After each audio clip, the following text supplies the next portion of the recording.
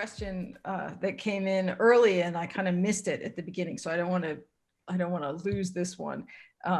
It's about red tides. Remember, we have sometimes we have really serious red tides here in California.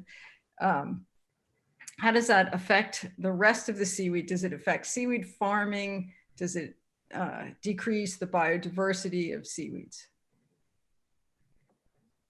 Yes. Does anyone? Well, I've spoken the last one, so I'd let somebody else jump in if they want to. No, go on. Okay. Yeah, one thing that happens with red tides, it's not so much, you know, the red tide, it's the organism itself, although for the things that ingest it, it certainly can be, because they do have toxins associated with them. But something that happens with red tides is they change the chemistry of the water. And, you know, you can make the water go anoxic. You know, yeah, we think of these things as being photosynthetic organisms that are producing oxygen, but when you get really high abundances, actually, it can go the other way. These things, you know, they're also organisms. Plants produce oxygen, but plants are also respiring, as Dylan's research showed.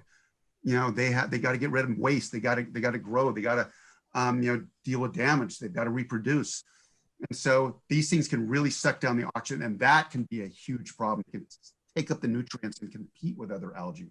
So red tides themselves actually can be problematic. They also happen to occur at a time when the water's warm and the nutrients are already kind of poor. That's one of the telltale signs of a red tide.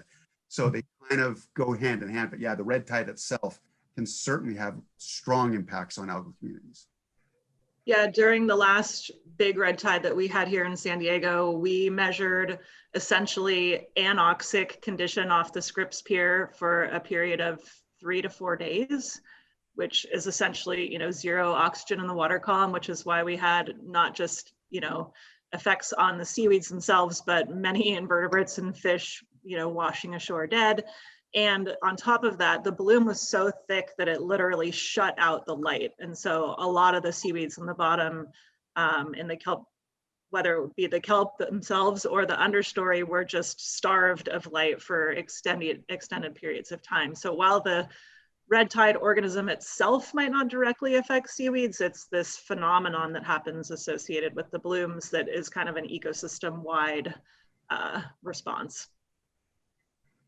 Okay, so really that ties together a lot of what we've been saying about how the seaweeds are in the ecosystem and partly running the ecosystem, but responding to everything in it. So when something else blooms, then the seaweeds, you know, have to make room for that.